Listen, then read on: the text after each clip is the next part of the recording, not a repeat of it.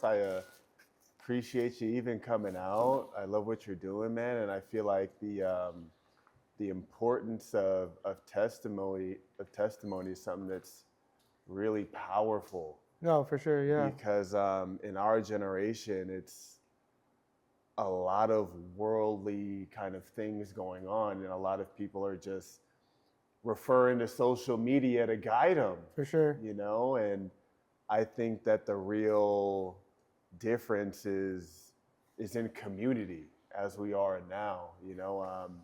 Social media has a point to it, but I feel like there's a lot of pitfalls in that, and people kind of idolize and get all their information from that instead of going to the people that are closest to them, that are actually in the arena with them. Yeah. So I feel like for you in creating this space and just getting people's stories and understandings of how they came to Christ, what their relationship was like before, especially in our specific age demographic, is really important, because there's a real uprising in the valley, the San Gabriel Valley. A lot of people come into the Lord, and I think it's simply because what we were taught from the start, bro, it doesn't really work in 2026, So people are having to rely on something that's not within their own understanding, which is, really my favorite, Bible verse, which is Proverbs 3:5, is, trust in the Lord with all your heart and lean not onto your own understanding. And that's the true sort of being, I think, of being a Christian, and not worrying and just releasing that up to God, because he has something so much greater in store for you. So appreciate you, having me in, and I can't wait to get going. That's so funny. That's one of my questions. What's one of your favorite verses? No, bro, thank you so much for taking your time out of your day, inviting us to your space. I know they enjoy doing it, bro. They do this for a living. And being around them, it's so neat being in a space where, like, as a creative, because I do stuff for brand, for like our own thing, but like being in the creative space is so different, because you're being a creative, but for the kingdom, and being around people just like this, I've learned so much from them when I first met them, that it's like so great, because like look, they help me set everything up. They're like, oh, well, this looks better. No, this looks better. Like, I can set up 3 cameras for this, bro. Like, it would community, take, baby, community, so, dog. Yeah, bro. Thank you so much, guys. I know camera's been rolling, but welcome back to another episode. Thank you so much for the love and support from the first one. As I mentioned, it was my first time back in the camera in a minute, so I was a little nervous, but Let's shake up on that. Yeah. We're back to it. Yeah, bro. But I was talking about, I feel so comfortable, and I think that just comes more from like kind of understanding the Bible more, because like I was always scared of, like, if you've known me for a while, but they know me, that like my competitive nature when I do something, even like in the camera space, that I'm trying to be the best I can, and so like when I see like other people like doing like stuff better, it sucks that you compare yourself to people, but it's like, dang, like how can I get there? But it's like, I'm just starting off, let me catch up, and then once I catch up, we'll be good, so it's always that like me versus me stuff, and that's something for sure I've been working on, like, not like, don't compare yourself to other people, they've been doing it for like 6, 7 years, 8 years, and I'm starting off, so I'm like, I'm not going to be on their level right away. And I think that's part of like one of the things in my like notes is like competitiveness at the college level. Like, we played growing up sports, and even in high school and doing like college tourneys, and like I never got to the college level. Yeah. But like that competitive, I know what it was like to play against D1 ballers, and like where we grew up at the West Covina area, there's ballers there all the time, the surrounding schools, And just some background context too, did we play Little League together, or was it Pony? Yeah, so I lived in the West Covina area, went to school in Boulder Park, but I played at Cortez Park. We played at West Covina American Little League. Yeah, and we go back freaking, what was it? When did you start at Cortez? 10, when I was 10. Man. And you guys were already there for a minute. And as we were driving out here, I was thinking of like stories of back in the day, because I've known you since we're like 10 years old, your family. I told them that my mom knows your mom. We know like some of your uncles, your dad, obviously, and it's funny, like when my grandma, rest in peace, but they used to go to all my games, and they'd be like, "Oh, who are you guys playing?" In Spanish, and be like, "Oh, the Dodgers." And like your dad was a very outspoken coach, 100%. you know. 100%. And he's like, "Oh, you guys are playing that loud coach, Yup. They'd be like, That "Yeah, was it. you Big know, 5'3", man. yeah, man." And we haven't even caught up with that. How's your family? How are they doing? I know you had a So brother, a little sister, right? so first and foremost, everyone's healthy. That's all I can ask It's good, for. man. And being an older brother, it's a unique kind of feat because I'm 8 years older than my younger brother and about 9 or 10 years older than my younger sister. So for a long time, bro, I had to lead, and there comes a big aspect of wanting to control that experience for him because you've seen success for yourself and you're like, hey, if you follow this formula, you'll get a similar result. But in my understanding and my continuous developing relationship with the Lord, it's more of releasing that, and just supporting them and making sure that they have a prayer life, that they have Yeah. daily habits that they can fall back on. Because I think in all actuality, we fall back on the systems that we create. If you have a system that when you're overwhelmed, you don't know what to do, you're going to go back to worldly things. Yeah. And that's going to be a part of my kind of testimony too, because this being of me is not, I haven't always been this way. For sure. Yeah. There's so many ups and downs from being a collegiate athlete, trying to figure out what's next. And I've had to release all of that to God. And Yeah. it's been a journey that I hope and pray that every person, student athlete listening to this knows that, you don't have to have it all figured out.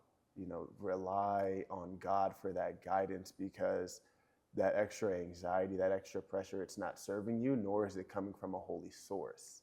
So, brothers, he's at Citrus College right now. He's getting some looks.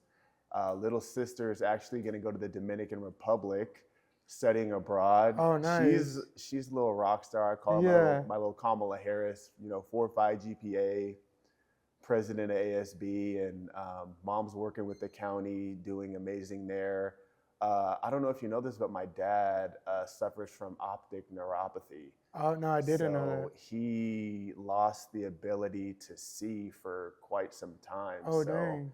it's been a little tougher for him, but I just get so much power and just the understanding of perseverance through his lens. Yeah. And he's picked up a new passion in bowling. And my mom and dad are actually in Kentucky right now, bowling in a competitive bowling tournament. No way, that's sick.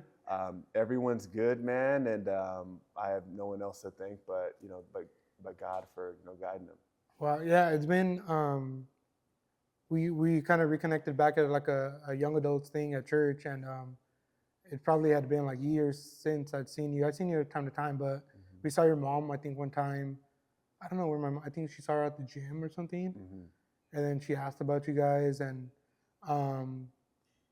yeah, man, that's cool. Yeah, we go way back, but if for those people that are watching this, this is my friend Frank Martin, and I'll let him explain to you guys who he is, what he has gone through, his testimony from his mouth. So yeah, can you tell the people like where'd you grow up? I know they'll know now you play college sports. How was that like for you? How was that journey for you from like being 10 at West Covina American to like at USC playing football? How did that start for you? Well, I think that'll get me to go on to a monologue. I'll Yeah, just kind of break it down. The shortened version. The shortened version. Born and raised West Covina, California. I come from an African American, Indian, Fijian, and Nigerian background. I never played a snap of football until high school. I was a baseball player, as you know, And from a very young age, my dad told me that because of my size and athleticism, that I'd have the opportunity to continue my education based upon my skill set if I really worked hard. So it's interesting because my first experience with baseball, bro, I was trash.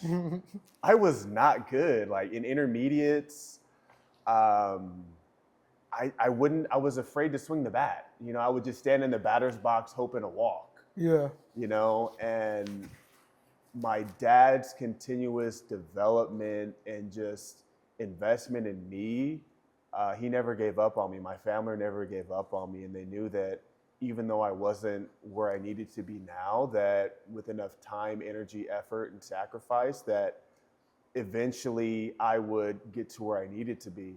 And you know, I went to San Jose Charter Academy, which was very local. And the fact that I even got into there was pure God as well too, because you have to get basically drafted in by a lottery system over there. Yeah, and it's like a process, right? It's a process, dude. And the simple fact that there was a charter school that had this much emphasis on education, Apple Distinguished, in the city of West Covina, out of all places, and the fact that right across the street from West Covina High School, right across the street from West Cove, and the fact that the only reason why my parents found out about that school was because of a neighbor is, you know, simply God just continuing to guide.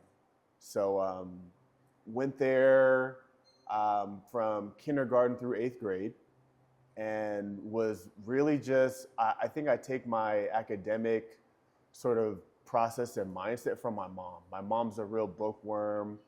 Parents always kind of emphasize education because at the end of the day, it's like you need to be able to be educated to make the decisions that you need to make. And I think about, you know, King Solomon and how, you know, the Lord came to him in a dream, and he could have asked for a variety of different things, more wishes, wealth, but at the end of it, he just simply asked for, you know, more wisdom. And I think that the more wisdom you attain, the more you put into study, the more that things will start to unlock around you. So really into the educational aspect of it. And at my 7th or 8th grade year, my dad was like, all right, you know, you're 6'2", 6'3" as an 8th grader, 230, 240 pounds. And we're like, okay, where are we going to go to high school? And we, you know, went to, you know, the Bishop Amonts of the world. We went to the Damians of the world, and they were receptive, but my dad was very contrarian in thinking that if you want to get to a high D1 level place, you have to go to where these people are going. And at that time, there wasn't a large sample size to kind of give you that understanding that this was going to be a for sure kind of thing. So we took a drive to a football camp in Santa Ana, small school called Modern Day High School. And I went to one camp over there, never played a snap. And it was the attitude and effort that I had at those camps on top of my size that really, you know, showcased my being and what I could do as not only an athlete, but as a human being, that attracted the interest from Bruce Rollinson, who's a legendary coach. I think he's in the High School Hall of Fame now. And they gave me an opportunity, man. They said, hey, look, we know you've never played a snap, but they took the mindset that we don't have a lot of bad habits to unwork through with you because you're so raw. So I took advantage of that gift. And from a young age, as a freshman, I was waking up at 4 o'clock in the morning and getting on a bus to go from West Covina all the way to Orange County, man. And it's the just the mindset and the desire, and ultimately knowing that even throughout that process, like, I had to trust in God, knowing that I had never played a single snap, and he was continuously putting me in the right places to get to where I wanted to be. And that was, you know, playing at USC. So it was an amazing process at Modern Day. Um, Scared.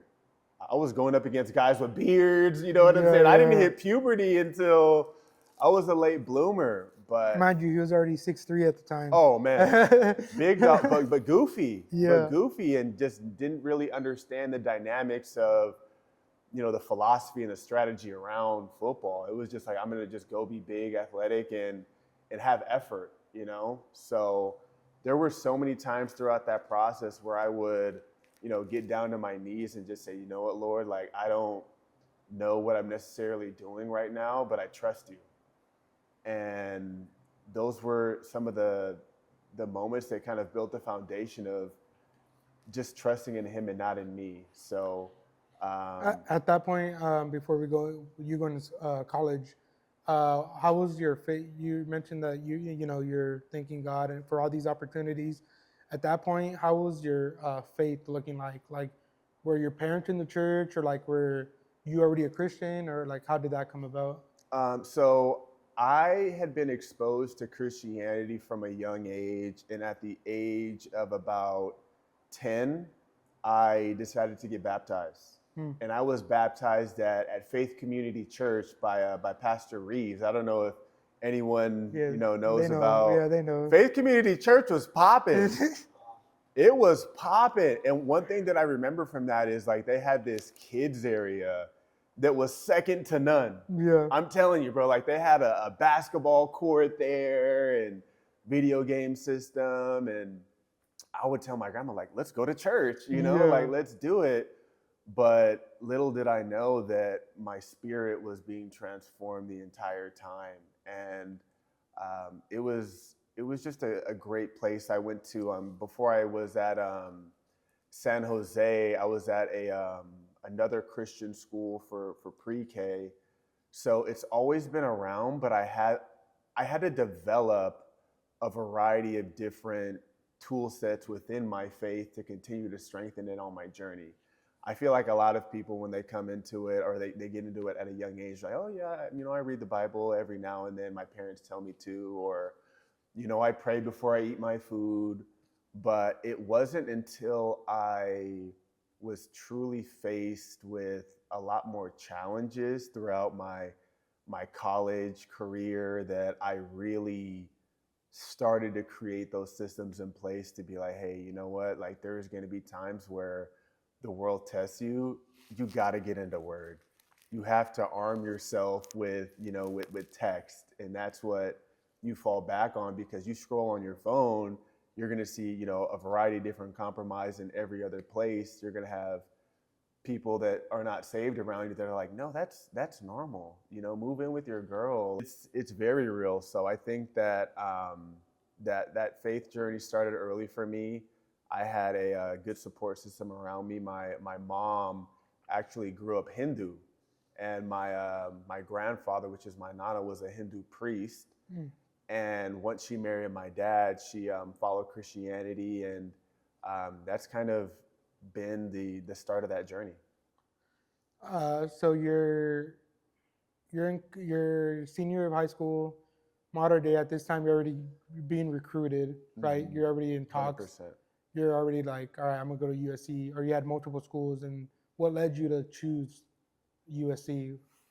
Or was that like your only, let me stay close to home type of situation? Or like, how'd you end up at USC? Well, I, alongside a lot of other people in, Southern California, it's like you grew up on Pete Carroll, Reggie Bush. You saw Reggie Bush hit the Hezzy, in that Fresno State game. You saw him hit the Heisman. And I'm like, dude, I got to be around that, And on top of that, it was, my dad used to take me to games every now and then. Keep in mind, we had no ticket, but my dad just had the mouthpiece, and he would, find a way to finesse, and we'd be there. Yeah. But in terms of actually making that decision, my head coach, Bruce Rollinson, told me, he's like, hey, Frank, like, I know you have a plethora of options. I had, I think, about 35 different scholarship offers from school around the nation. And he's like, Frank, you need to go to a place where, regardless of if you play football or not, that you're going to actually enjoy being there. And from that moment, I was like, you know what? How do I make me being successful obvious, no matter if football works out, if it doesn't work out? And I figured with the USC network that, I could make a pretty good life for myself and my family. So it was kind of a no-brainer. Yeah, and for you guys that don't know, he has the. I did some info research. He has the bachelor's and I think 2 masters, correct? Yeah, so I got my bachelor's from the Sol Price School of Public Policy, emphasizing in real estate development. I have a master's in project management, which is in the School of Bovard.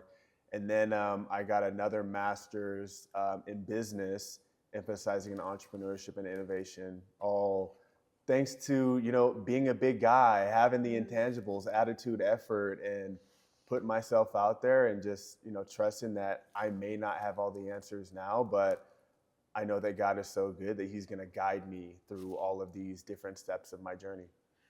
That's so cool. Having 3, I have 1, and with 1, I'm already like, all right, I'm good with the 1. Uh-huh.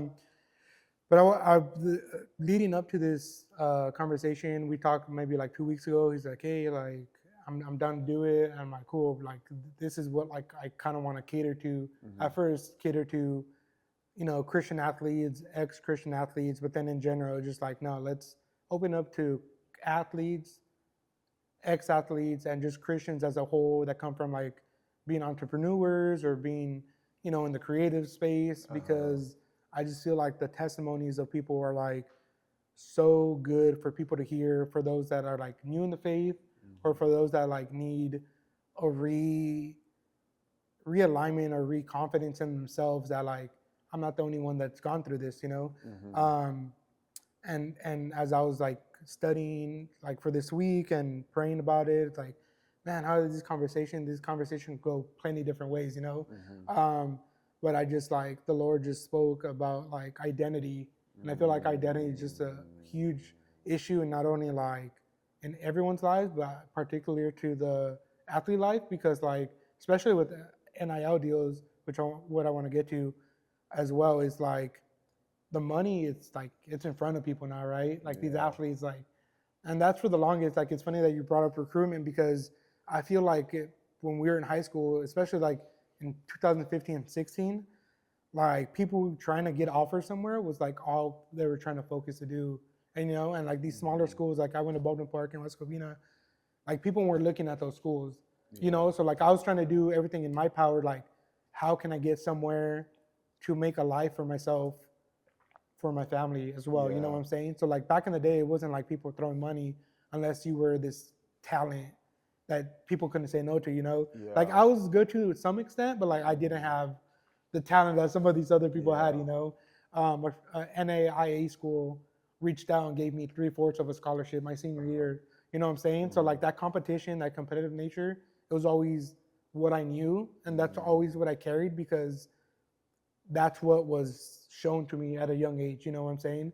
So like I wanted to pick your brain, like how do you think the NIL deal is dealing or influencing these people who are walking a Christian life, but like at some points could be a danger to them, because like they're like, well, I'm getting all this money, let me continue rolling this money, and then kind of strive away from the Christian faith. Like how would you, or like combat, or a little advice for them to like combat the enemy, like dangling all this money in front of them, to like keep a narrow path? Is like, nah, like football and education is beyond than just money, in today's world. I think you posed a very interesting question here. And first and foremost, I don't think that money is necessarily a bad thing. True. Right? A lot of these athletes that are getting recruited, you have to look at a holistic perspective. They come from a lot of suffering. Man. And who am I to say that, you come from a one-parent household, you've been on Section 8, you're on EBT. Like once money comes into your life, like all praise to God that you're getting that jump start, right? But where I think it starts to become an issue is the counsel.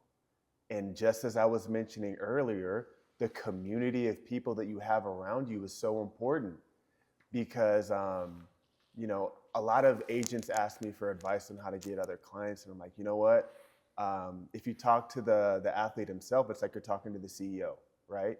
But you have to get the whole team on board. You have to get the mom, the CFO, the dad, the director of HR. You need to get all these people on board because unfortunately in today's day and age, you see an athlete who gets a 7-figure deal, everyone's thinking of them as bankroll, but I think in terms of faith into that, you really have to build a community of faith-driven people around you and have enough people that are like checking balances for you because you cannot do everything yourself.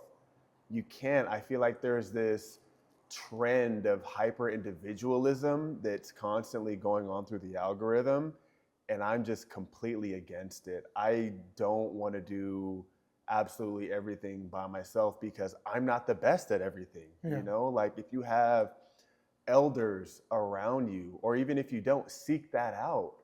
That's the important thing because an athlete can have the best intentions, but they can have a variety of different people in their ears telling them, oh, you should transfer, get this amount of money. Oh, you should right?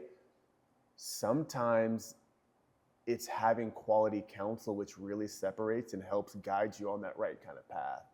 So I don't think money's the issue. I think it's the counsel around these people. I think the financial advisors, the agents really need to create a game plan for everyone in that family. You can't think about one person as the entire entity. You have to get the whole family on board because the main goal in my eyes is not the NIL deal, right? It's going to the league. It's getting that second contract, but it's a little contradicting because I don't know if you've watched the recent draft. Some of these guys are answering their phone like, all right, cool. You know what I'm saying? Because they're already paid. Yeah. So it really puts in question, do people actually love the sport? And for me, man, I always use this as a tool. I really did, like I think football is a very, very dangerous sport, bro. Like people are walking around with CTE and it's like, you're not put here just to be entertainment for someone. You're put here to be a father. You're put here to lead a family. You're put here to bring people to Christ.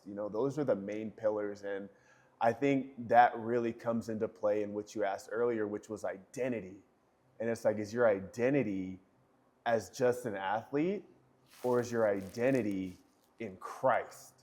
And that's what really changes, the whole perspective of how you evaluate every decision that you make.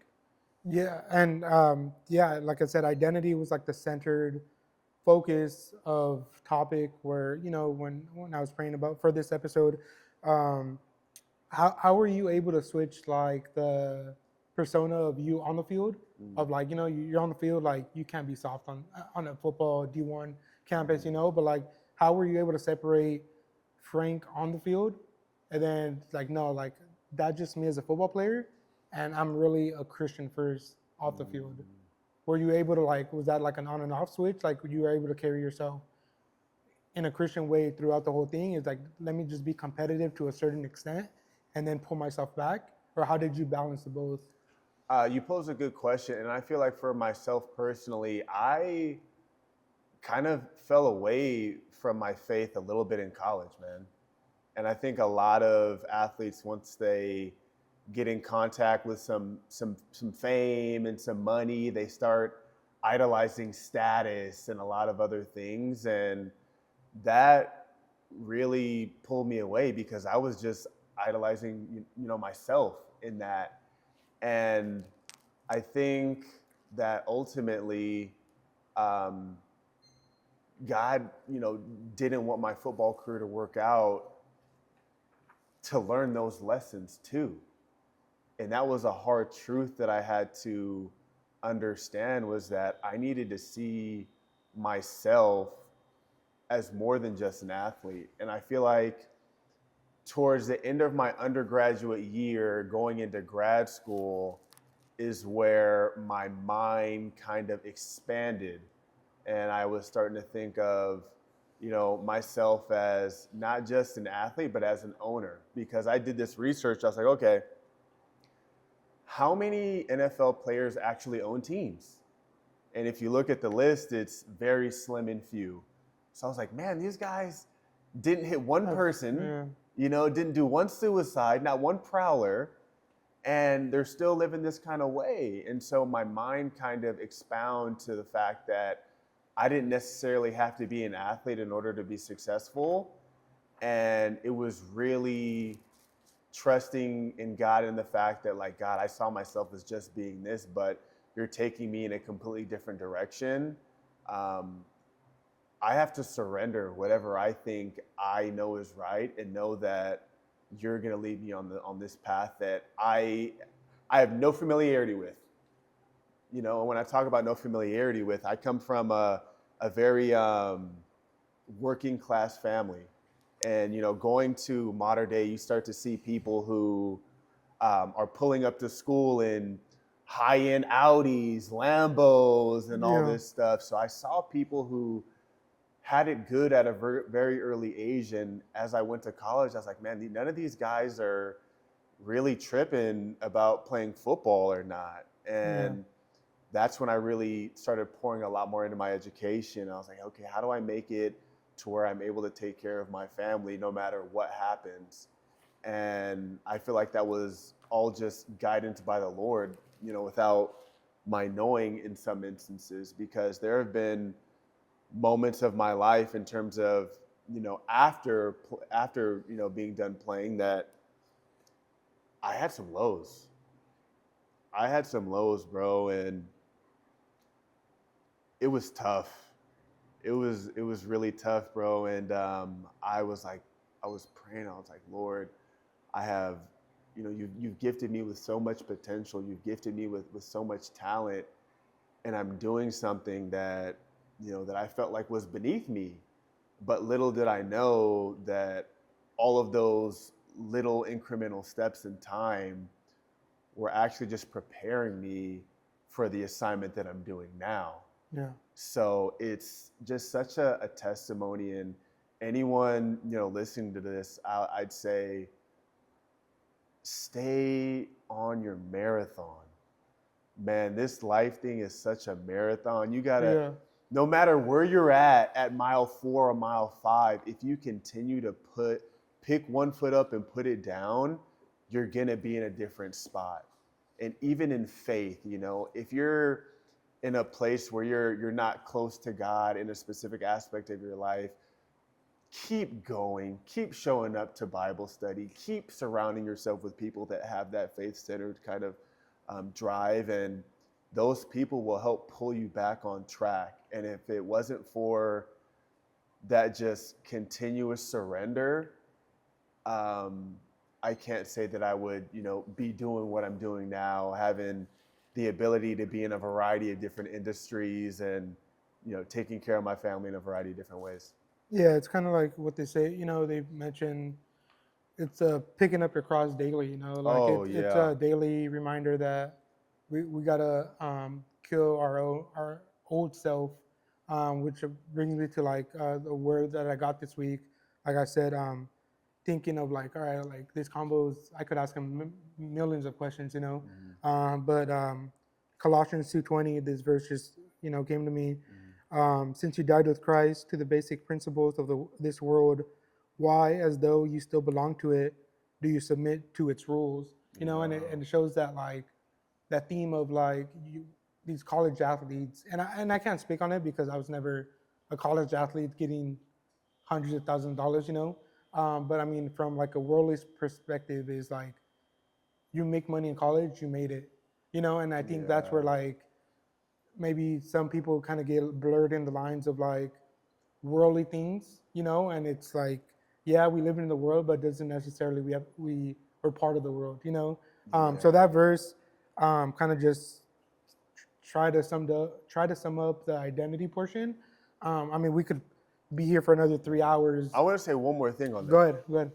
And I think that one thing a lot of us as young men are going through, which is so tough, is the battle with lust, brother. Yeah.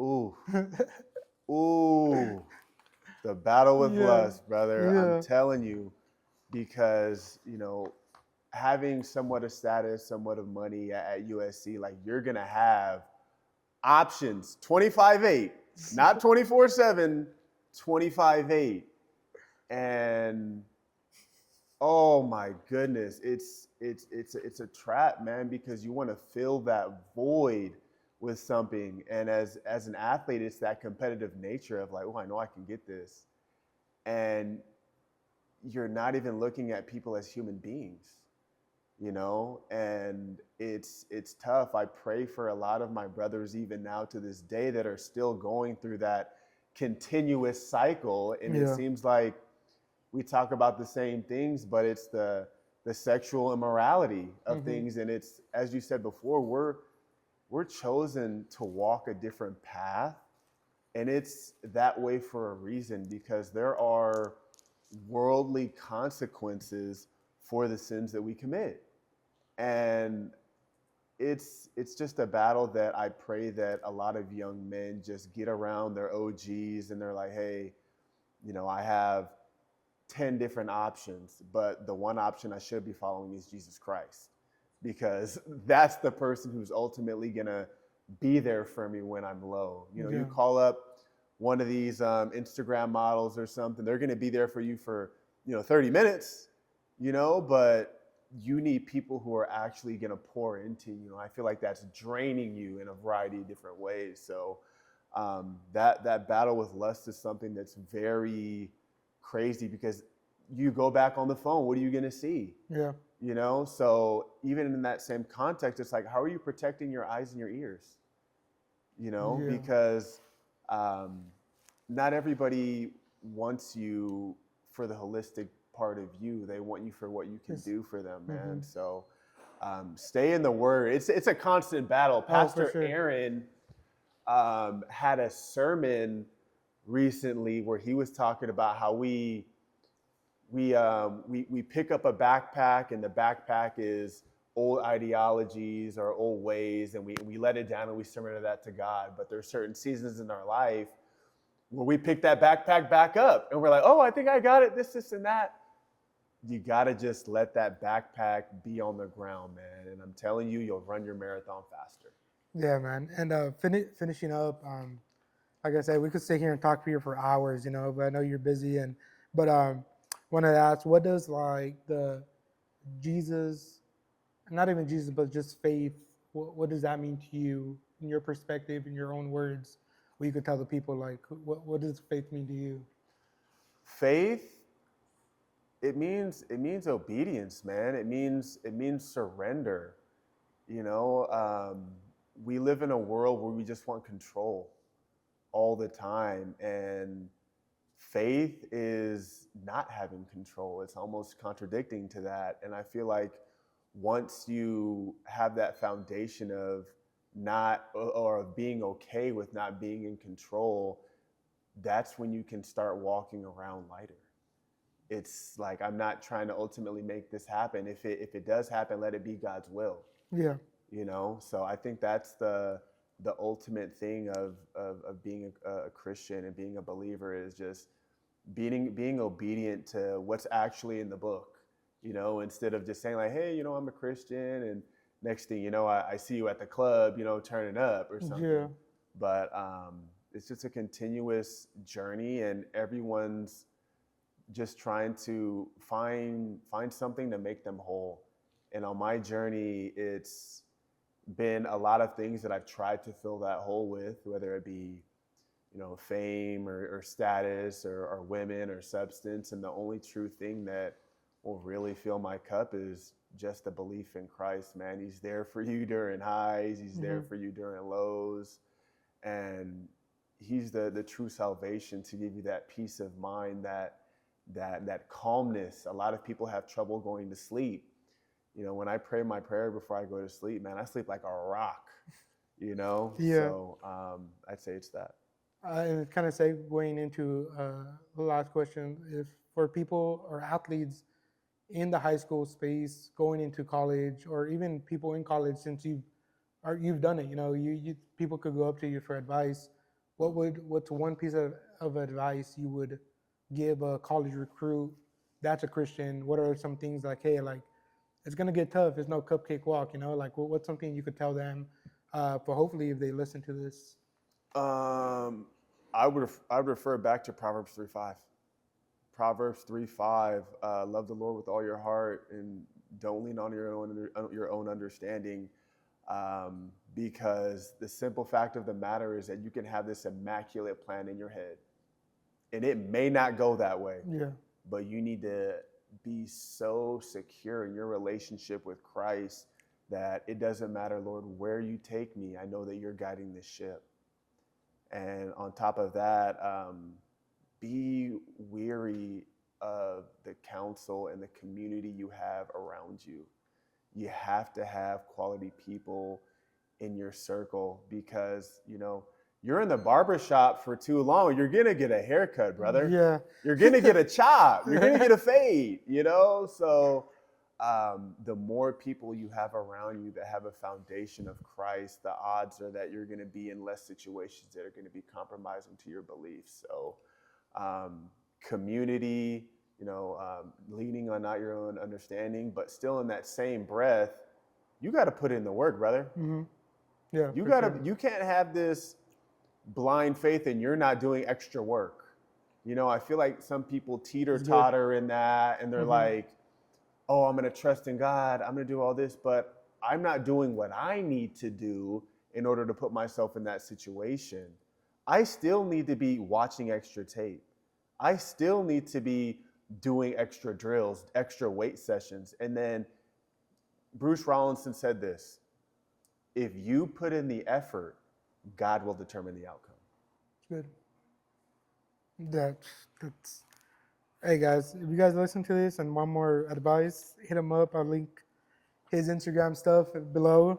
Last thing, what's next for Frank? What are you working on? Any personal projects? Mm-hmm. Anything for work? Anything outside of that? Like what's going on? What's next for you? So I'm a commercial insurance broker at Heffernan Insurance. I insure a variety of different affordable housing, industrial housing, also nonprofits. So what's next for me is continuously finding different people to help in that kind of regard. But in addition to that, in terms of faith, I want to find more ways to cultivate community with people within our church in the young adult space. I really love that Pastor Allen's coming to Patriot, man. I love what he did at One and All, and I just want to bring more people to the Lord because that's the most fulfilling thing, man. Yeah. You can bring a man a fish and he'll be fed for a night, but if you can teach him how to fish, and I feel like the comparison of teaching a man how to fish is, how do I help this person spiritually? How do I help him create those systems, whether it be prayer, Bible study, to the fact that when they do come across different sorts of moments of adversity in their life, they're not following old habits. So that's something that's near and true to my heart, alongside, protecting people within the insurance industry. It's kind of wild that I'm in insurance because it's like you're protecting people in that way, but in faith, Christ protects you. So they're kind of in the same kind of realm. So I'm doing more of that. And I recently, over the span of the past, 2 years, I lost 100 pounds. So awesome. Doing CrossFit, Nice. Doing the WOD of the day. Nice, man. Well, thank you so much for taking your time out of your day. Thank you everybody for tuning in for another episode. And something I usually do, I mean, we only done one, but something I wanted to implement was having my guests pray us out. If you're comfortable with that, can you pray us out? Go. Let's go, man. Dear Lord, Heavenly Father, we just thank you today for community, Lord God. Thank you for bringing Freddie here to continue to share not only my testimony, but the testimonies that are to come, Lord God. Continue to showcase your light and let it work through us so that we only spread your word, Lord.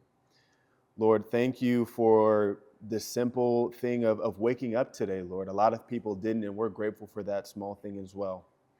Continue to guide us, Lord. Continue to have your light shine through us, Lord. And at the end of it, let us give you all the glory. In your name we pray. Amen. Amen. Thank you, bro. Appreciate it. Love. Thank you so baby. much, bro.